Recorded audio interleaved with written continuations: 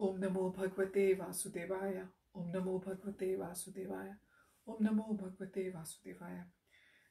Welcome all to today's reading from Sri Chaitanya Charitamrita Madhya Lila, chapter number 11, the Beda Kirtan pastimes of Sri Chaitanya Mahaprabhu.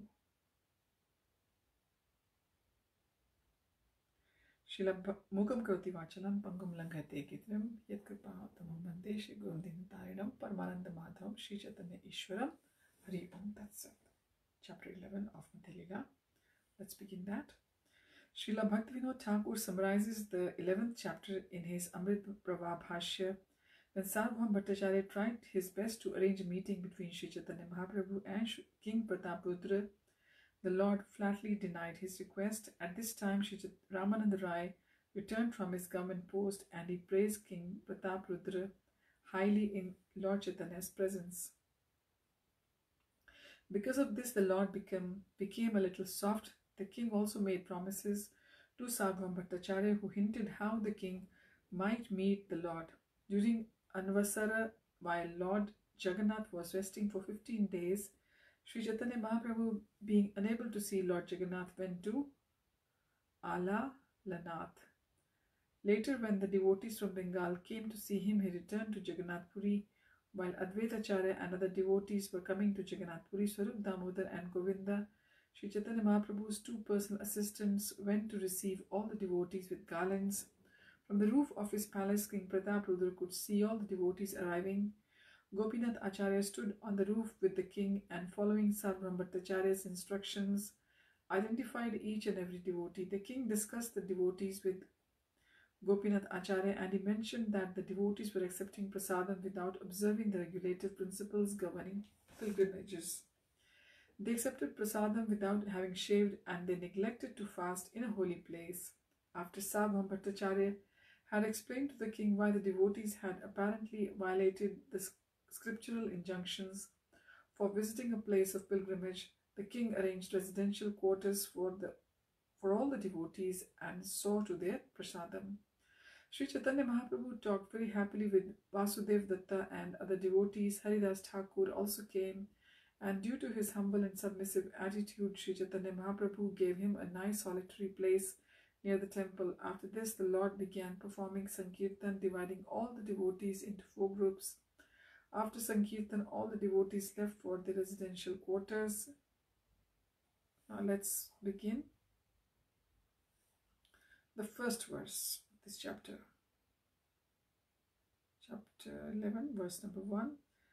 Ati Urandam Tandavam Gaurachandraha Kurvan Bhakte Shri Jagannath Gehe Nana Bhava Alankrita Nagaha Swadhama Dhamna Chakre Vishwam Prema Vanya Nimagnam.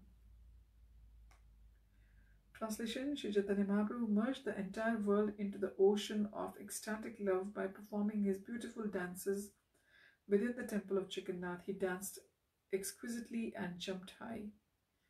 Verse number 2. Jai Jai Sri Chaitanya Jai Nityananda Jai Advaita Chandra Jai Gaur Bhakt Vrinda. All glories to Lord Chaitanya Mahaprabhu, all glories to Lord Nityananda Prabhu, all glories to Sri Advaita Acharya, Advaita Prabhu, and all glories to all the devotees of Sri Chaitanya Mahaprabhu. Verse number 3. Aradin Sarvabhauma Kahe Prabhu Sthane Abhay Dan Deha Yadi Kari Nivedane. The next day, Sarvabhauma Bhattacharya requested Lord Sri Chaitanya Mahaprabhu to give him permission to submit a statement without fear. Verse number 4. Prabhu Kahe Kaha Tumi Nahi Kichu Bhai Yogya Haile Kariba Ayogya Haile Naya. The Lord gave the Bhattacharya assurance that he could speak without fear, but added that if his statement were suitable, he would accept it, and if it were not, he would reject it. Verse number 5. Sarvabhauma Kahe E Prataprudra Raya Utkanta Hanache Tuma Milibare Chaya. Sarvabhauma Bhattacharya said, there is a king named Prataprudra Rai. He is very anxious to meet you and he wants your permission. Verse number 6. करने हस्त दिया प्रभु स्मरे नारायण सार्वभौम कहे केना अयोग्य वचना. As soon as Sri Chaitanya Mahaprabhu heard this proposal, he immediately covered his ears with his hands and said, "My dear Sarvam Bhattacharya, why are you requesting such an undesirable thing from me?" Verse number 7. Virakta Sannyasi Amar Raj Darshana Stri Darshana Sama Vishera Bhakshana. Since I am in the renounced order, it is dangerous for me to meet a king as to meet a woman. To meet either would be just like drinking poison. Verse number 8.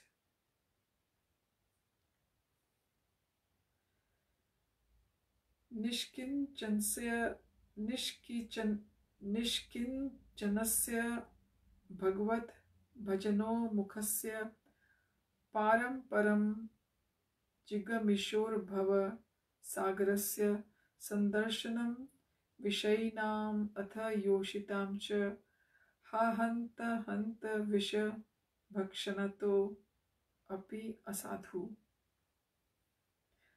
Greatly lamenting, the Lord then informs Sarvam Bhattacharya, "Alas, for a person who is seriously desiring to cross the material ocean and engage in the transcendental loving service of the Lord without material motives, seeing a materialist engaged in sense gratification, or seeing a woman who is similarly interested is more abominable than drinking poison willingly." Purport by His Divine Grace, A.C. Bhaktivedanta Srila Prabhupada, Srila Prabhupada Ki Jai. This is a quotation from Sri Chaitanya Chandrodaya Natak 8.23. Thus, Sri Chaitanya Mahaprabhu enunciates the principles for a sannyasis renouncing the material world for spiritual advancement. Spiritual advancement is not meant for magic shows and jugglery, but for crossing the material world and being transferred into the spiritual world. Param Jigbishaho means desiring to go to the other side of the material world. There is a river called Baitarni, and on one side of this river is the material world, and on the other side is the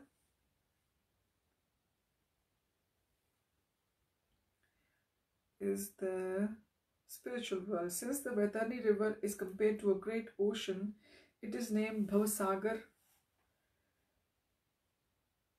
the ocean of repeated birth and death. Spiritual life aims at stopping this repetition of birth and death and entering into the spiritual world where one can live eternally cognizant and blissful. Unfortunately, the great general populace does not know anything about spiritual life or the spiritual world. The spiritual world is mentioned in the Bhagavad-Gita 8.20. Parastasmat tu bhavo anyo avyakto avyaktat Sanatana yah sa sarveshu bhuteshu nashyatsu na vinashyanti. Yet there is another unmanifested nature which is eternal and transcendental to this manifested and unmanifested matter. It is supreme and is never annihilated. When all in this world is annihilated, that part remains as it is. Thus there is a spiritual world nature beyond this material world, and that spiritual nature exists eternally.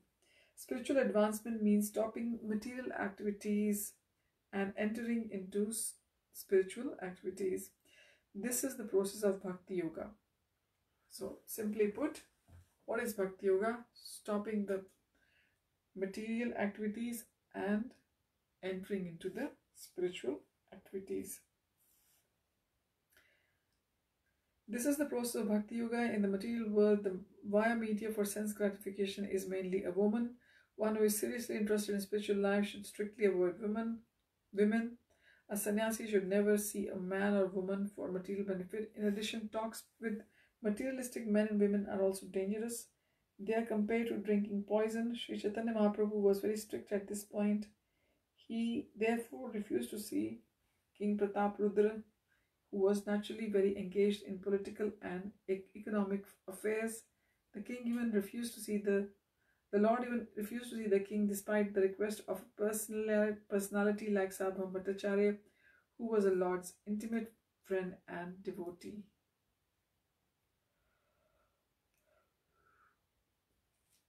Verse number 9. Sarvam kahe satya tumar vachan Jagannath sevak Raja kintu bhaktottam. Sarvam Bhattacharya replied, My dear Lord, you have said it correct. What you have said is correct, but the king is not an ordinary king. He is a great devotee and servant of Lord Jagannath.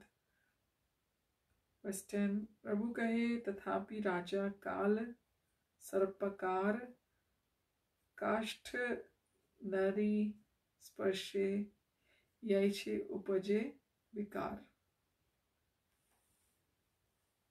Sri Chaitanya Mahaprabhu said, although it is correct that the king is a great devotee, he is still to be considered a venomous snake. Similarly, even though woman be made of wealth but becomes agitated simply by touching the form. Chanakya Pandit said, stated in his moral instructions, Tyaja Durjana Samsagram Bhaja Sadhu Samagamam. This means that one has to abandon the association of material people and associate with spiritually advanced people. However qualified a materialist may be, he is no better than the venomous serpent.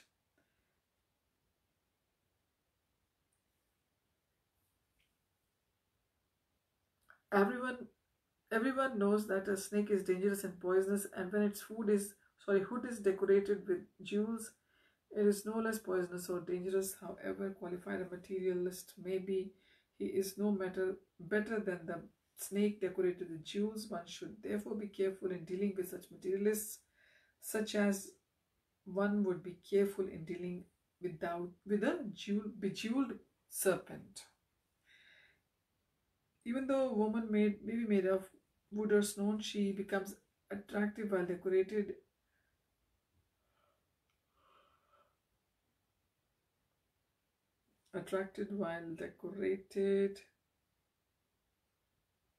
One becomes sexually agitated even by touching the form. Therefore, one should not trust his mind, which is so fickle that it can give way to enemies at any moment. The mind is always accompanied by six enemies, namely Kama, Krodha, Mada, Moha, Matsarya and Bhaya. That is the lust, anger, intoxication,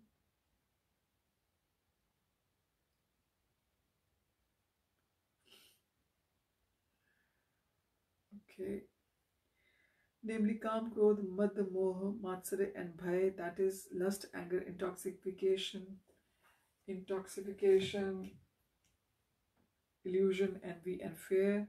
Although the mind may be immersed in spiritual activities, one should always be careful in dealing with it, just as one is careful in dealing with the snake. One should never think that his mind is trained and that he can do whatever he likes to. One interested in spiritual life should always engage his mind in the service of the Lord, so that the enemies of the mind, who always accompanies the mind, will be subdued, and the king is not engaged in Krishna consciousness at every moment. There is a change that will give way to many enemies. In this way, we become victims of mind. Chanting the Hare Krishna mantra, the mind at the lotus feet of Krishna, thus mind enemies do not have a chance to strike. Following Sri Chaitanya Mahaprabhu's example in these verses, we should also be very careful in dealing with the mind. We should not be indulged in any circumstances. Once we indulge the mind, it can create havoc in this life. Even though we may be spiritually advanced, the mind is specifically agitated through the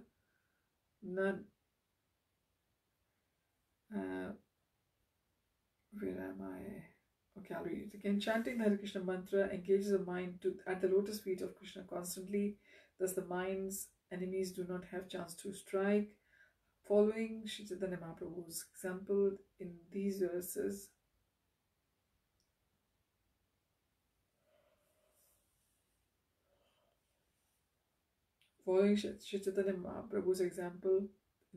we should be very careful in dealing with the mind, which should not be indulged in any circumstances. Once we indulge the mind, it can create havoc in this life. association of materialists and